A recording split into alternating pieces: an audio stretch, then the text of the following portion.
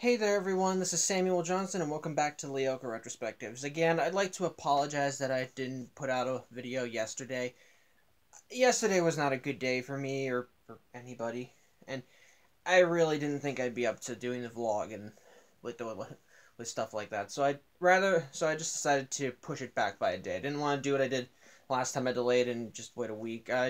So it just pushed back so I just pushed it back to a day. Hopefully this doesn't happen again, but I'm just sorry.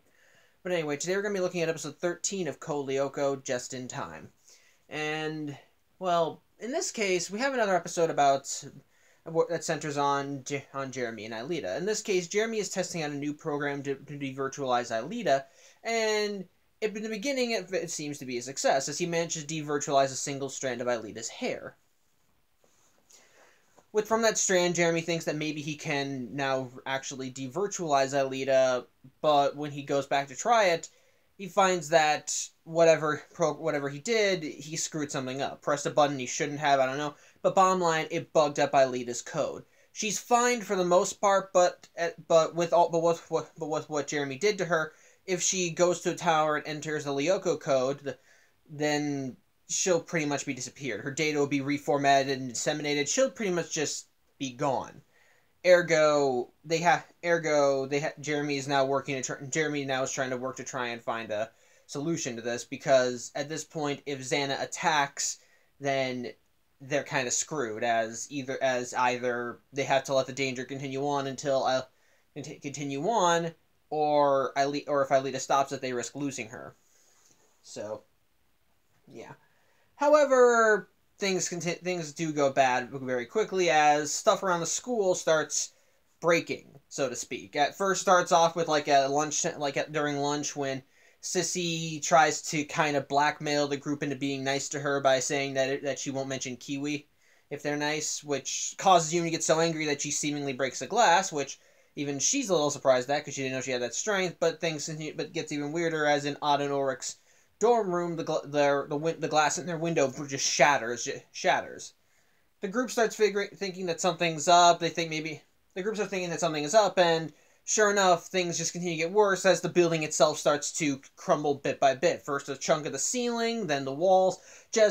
It's obvious that something big is going on, and yeah, it's XANA. The group starts to speculate that maybe it's like that he's using ultrasounds to tear stuff apart, because just before every attack, Kiwi starts barking.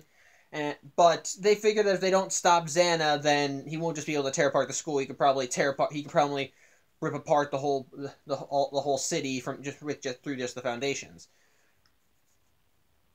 As such, Jeremy has to work double time to try and fix Aelita's code. But in the meantime, Ulrich manages to get to the factory first, while Odd stays behind the school to try and get Kiwi out. Though he also runs into Millie, and I think. And Tamia, yeah, her friend's name is Tamia. As the principal, when everything started falling apart, did an immediate evacuation, but they didn't hear the evacuation because they were listening to music via earbuds, so they didn't hear a thing. As such, when Odd finds them, he has to try and tell them to get out. But by that point, the building is pretty much just falling apart, and any ways out are crumbled or blocked. So they're kind of screwed a little. Yumi manages to make it to the factory in time, and so she goes into Lyoko, meets up with Ulrich and Aelita, and they're able to go through Lyoko, fend off the monsters until they can get to the tower, but things are still kind of coming to a head. Things are continuing to get worse in the real world, and eventually the group is just pinned down inside this tree trunk by 3 crabs. Jeremy, in the meantime, still has tried inputting the code to unbug Aelita's code, but unfortunately it didn't work. And at this point, Aelita realizes that if they don't do something, then a lot of people are going to die. Ergo, she's willing to sacrifice herself. Jeremy does try talking her out of it, saying, no, we can't do this, we can't find another way, but Aelita knows what will happen if they do nothing. And as such, she runs to the tower while Yumi guards her 6. Ulrich wound up getting taken out by another crab, so he's out of the running. And they manage to get Aelita into the tower, but Jeremy's just pleading with her, don't do this, don't do this. But yeah, Aelita does enter the Lyoko code, and it does end up stopping the earthquakes, and she does disappear. Not even kidding. They rewind time, of course, so that all the damage that XANA did is undone, but the group is still kind of feeling all this. They think that Aelita's gone. They don't know. They don't feel like they lost a friend. They don't know what to do. But Yumi then brings back up the hair that they managed to devirtualize.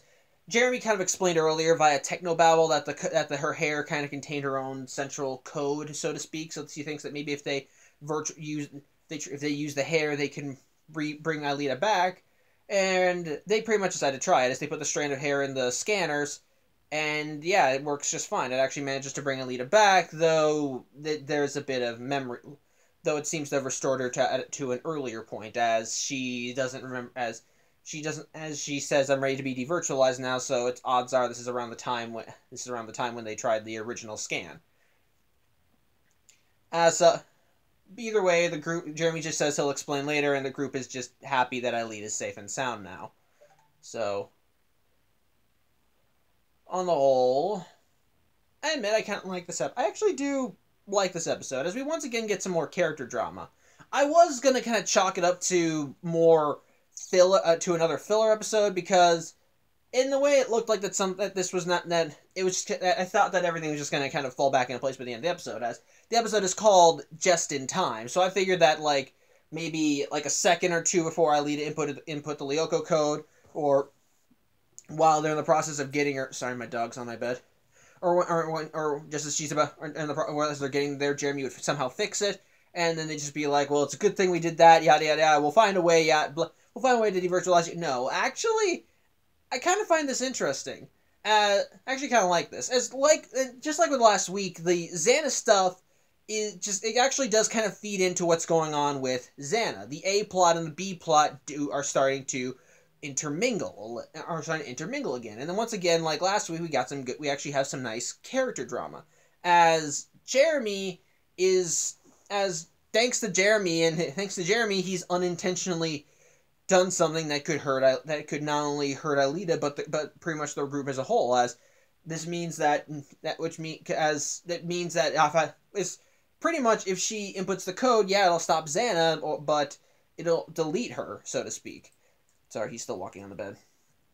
But at the same time, they can't just do nothing either, or else XANA will just be able to roam free. It's actually a nice conundrum, and it actually makes both plots kind of coincide. It's like as you feel the tension rooting up, as you see everything getting worse in the real world. The whole school being crumbling down, as Odd, Millie, and Tamia are just stuck inside the building, trying whatever they could to get out. Trying whatever methods they can to get out of there. Seeing as the entropy, not really the entropy, but just seeing everything falling apart all across the city. Like you see cracks forming in the neighborhood where Yumi lives in. Then you see the factory start shaking. You realize the danger is getting closer, but if they do something, then Aelita's screwed.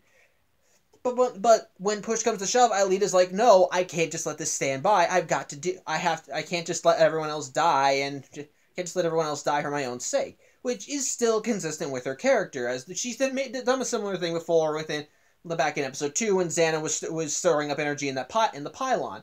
When Yumi said that maybe they should go and actually get some official help if things in Lyoko don't work out. Oh God! And while Jeremy said no, Aelita was actually the one that voted for that plan. So so I kind of liked that.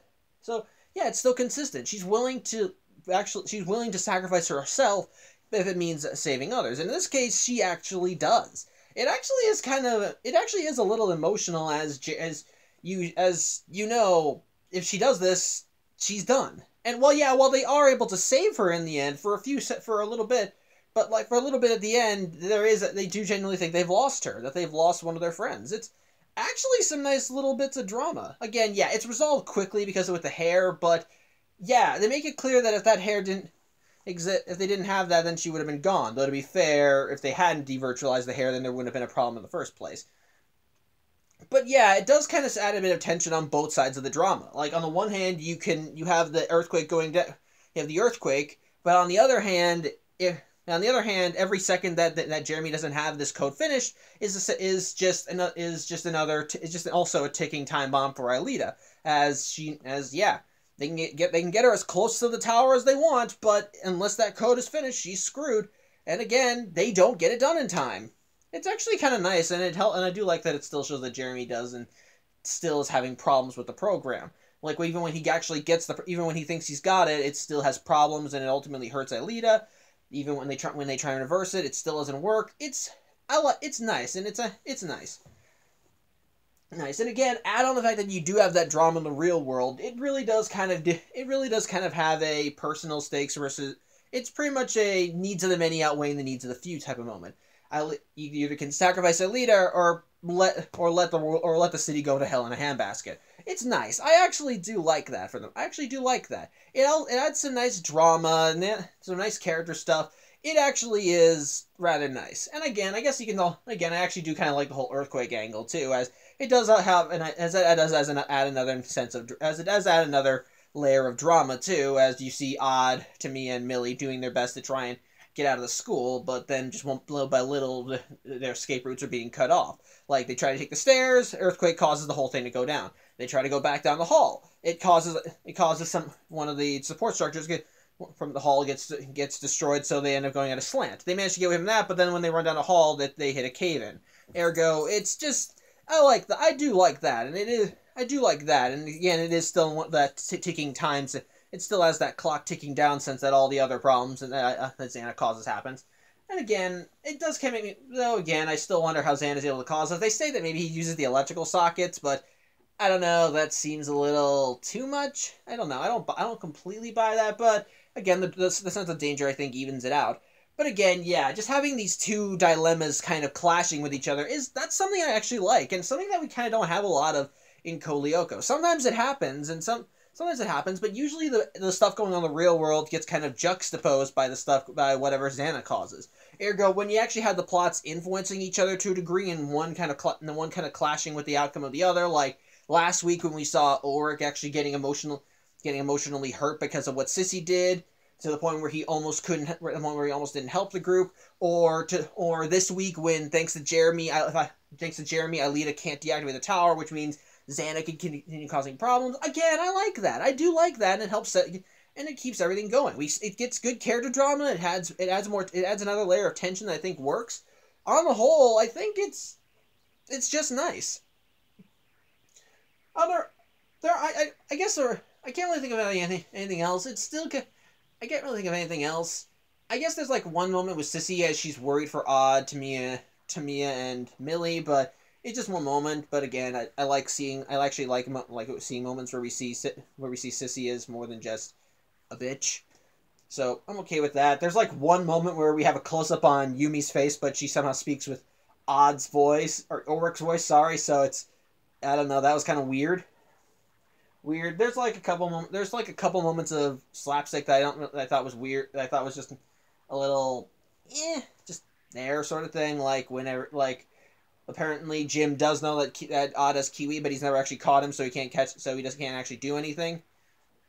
And then you got like a cartoony moment where he checks all the rooms for Kiwi, and then there's like another moment where and then when Jim checks out Odd and Ulrich's room after their window breaks, he comments to Ulrich that his bed's covered in hair. Again, that's kind of like a thing that Lyoko's done so far. Like their comedy is kind of hit or miss, mostly miss.